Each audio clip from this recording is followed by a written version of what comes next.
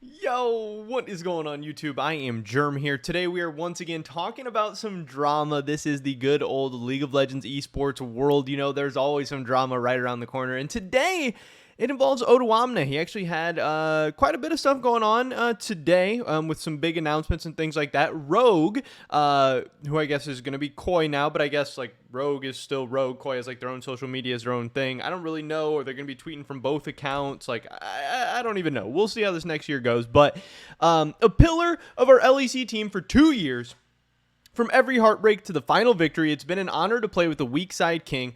Thank you for helping us make history at Odo Drama, and good luck in your next chapter. Which, again, if you were telling me that this was going to happen a couple months ago, that would be pretty crazy. Odo Drama, like, was super, super good. Rogue was on top of the world. You know, they were really constantly a top team, consistently a top team, fighting for championships. It didn't really ever seem like they could crack the big game and get the title, but then they did get the title, and it's like, okay, wow.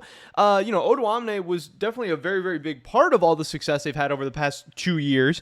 So it seemed like things were going great. And yes, Odo Drama was set to be a free agent, but you know, we saw a lot of players set to be free agents this year that ended up re-signing with their team, you know, like Core JJ over in the LCS or whatever. It just seemed like, hey, they're going to get this deal done or whatever. But then a couple months ago, we had the interview come out where Odo Drama is like, yeah, these guys haven't offered me a contract extension all year. I don't really know what the heck is going on. And it was still really weird. It was still really strange. Now, for whatever reason, Rogue or Koi or whoever didn't want Odo Drama back. And apparently they're going with Shigenda in the top lane this year, I do believe, which I think is a pretty significant downgrade, but we'll see how it works out for him. But that just kind of gives you the background of what the Rogue and Odo Drama relationship has been like, at least this year. I mean, seems like before the season even started, Rogue decided that they weren't going to be running it back with Odo Drama even further, despite the fact that they won a championship, got out of groups at Worlds, yada, yada, yada. But anyway, that gets us to this, where the drama starts to begin. Odo Drama does respond to this video and post from Rogue, and he says, "It was an incredible journey. All of the boys I played with will have a special place in my heart, and I'm very humbled to call all of them my teammates. They have granted me something I thought was unattainable at times. Thank you, Rogue, immensely for the trust and opportunity." You know, I'm sure he's talking about eventually taking down the LEC title with them this past summer, and still all the success they had at Worlds this year as well.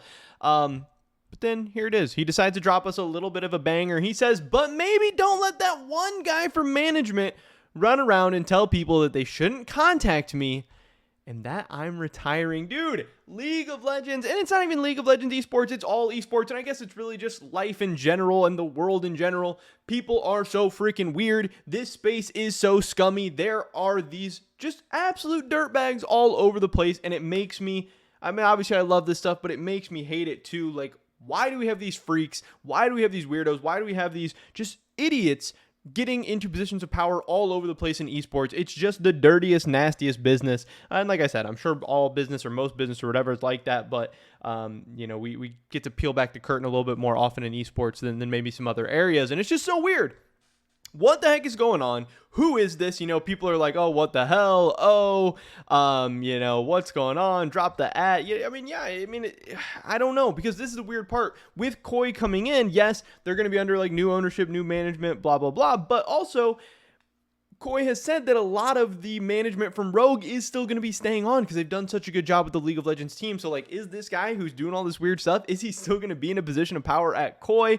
What the heck's going on? Why was he doing this? It's just super, super strange. It just doesn't make sense. It's very, very weird.